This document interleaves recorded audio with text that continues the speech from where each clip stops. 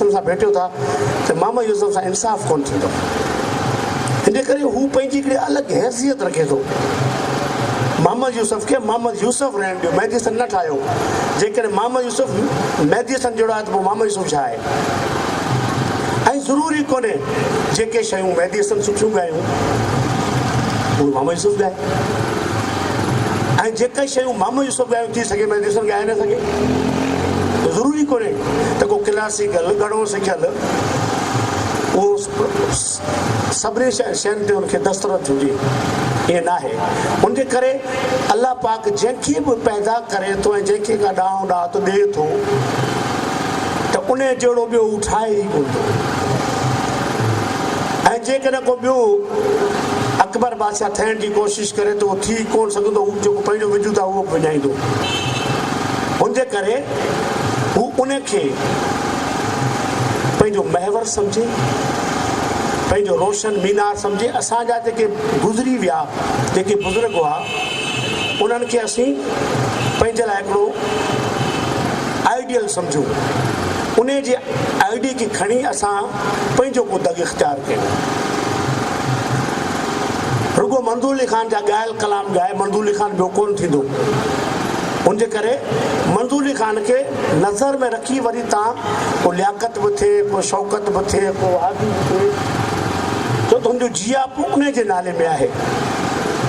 हीउ मिठी जो शहर आहे। हिते थर में ख़ुदा बख़्श नाबीना खां वठी नज़ाकत ताईं ॻाइणा पैदा थींदा रहिया आहिनि, पर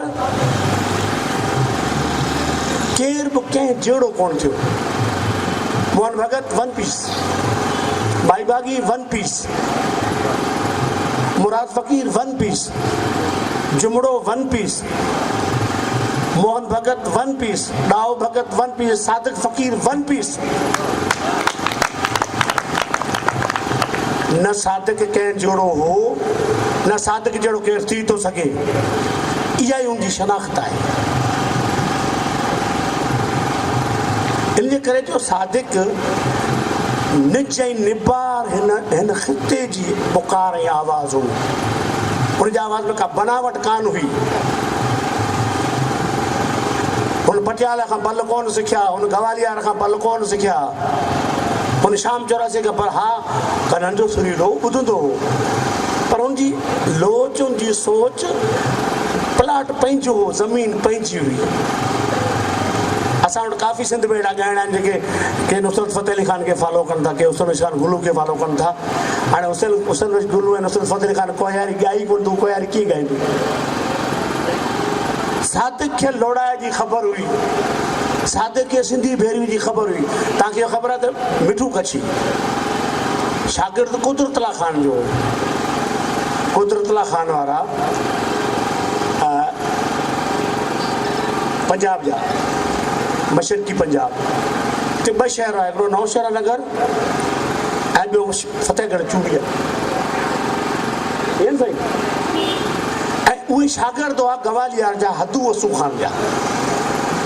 त कुदरतला ख़ान, हुनजो भाउ अशक अली, बीबो ख़ान, सैंदो ख़ान, इहे पहिरीं शिकारपुर में, ख़ैरपुर में, पोइ को मांझे में अची रहिया, को टंडे आदम में रहिया, के कराची विया। मिठू कच्छी सिखियो कुदरतला ख़ान खां क्लासिकल, पर हुनजी का गायकी अपनाई उहो साईं कासम अली शाह जी हुई, सिंधी गायकी लाड़ जी। साईं कासम अली शाह यकतारे ते ॻाईंदो ऐं हुन पंहिंजी सॼे हुन ॾांहुं खे उन सिंधी गायकी जे हुन सांचे में ढालियो त उहो एॾो वॾो नालो थियो जो अॼु लाड़ जे मौसीक़ी ते मिठू कच्छीअ जी छाप आहे। उस्ताद मोहम्मद यूसुफ वॾो फ़नकार हो, पर हू फॉलोअर हो मिठू कच्छीअ जो, ऐं अॼु बि लाड़ में जेको ॻाइणो ॻाईंदो मिठू कच्छी खे फॉलो कंदो। त सादिक फ़क़ीर असीं हिकिड़ो अबा फलाणो लाड़ जो आहे, फलाणो उतरादी आहे, फलाणो काछे जो आहे, फलाणो थर जो, ईअं न आहे।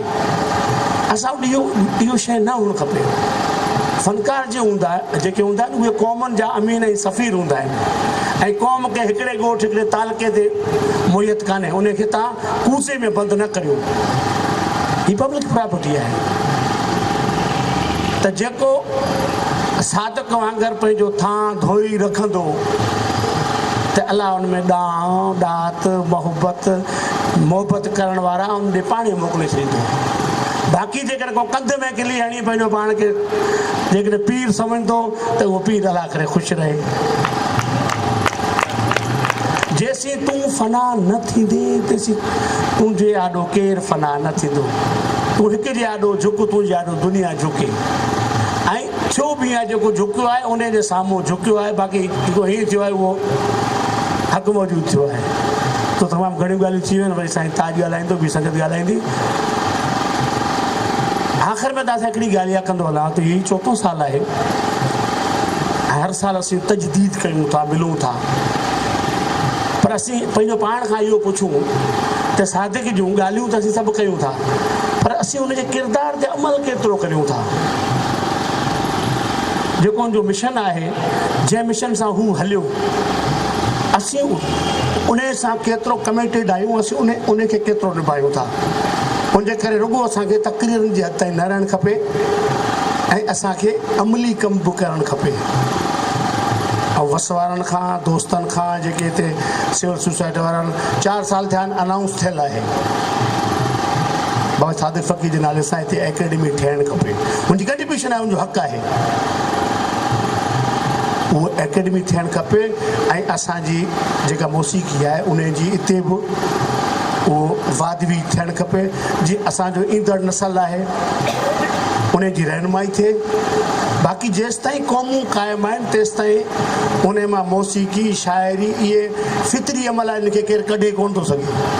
हक़ मौजूदु।